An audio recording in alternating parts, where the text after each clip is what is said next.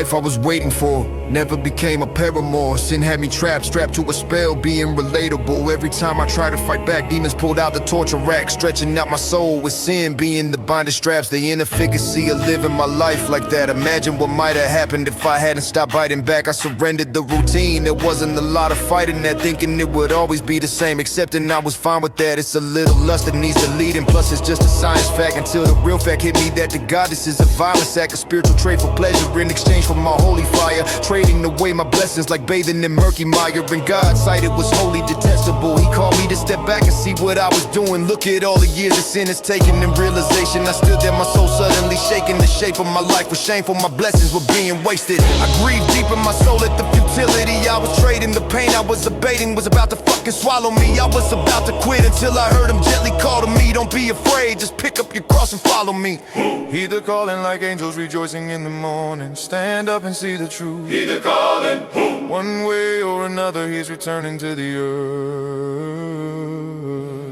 One nation under God, with liberty and justice for all. Freedom to praise our God is the highest. We need to step beyond the fall. My testimony becoming clear. His mercy is why I'm here. What's about to happen by faith will never be conquered by years. God's calling is not stopping. I'm rising to and not falling. I see the truth. Darkness always fights what it fears. As I began to rise, my spirit was unsteady.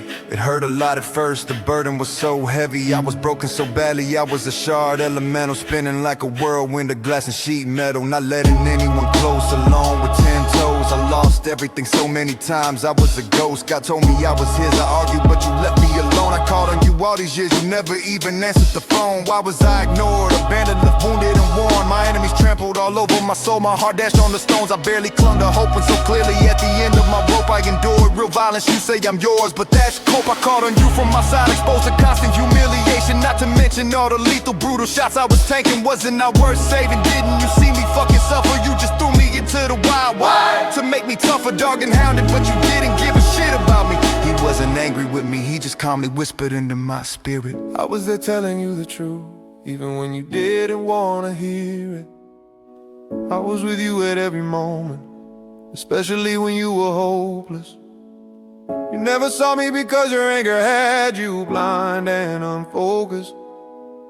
Yes, your life pulled you very close to the brink of destruction. You're scraped up plenty, but now willing to heed my instruction. My love does not waver, and your loyalty is priceless in spite of your loss.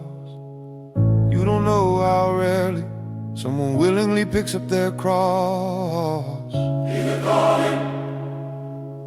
Hear the calling. Hear the calling like angels rejoicing in the morning. Calling. Stand up and see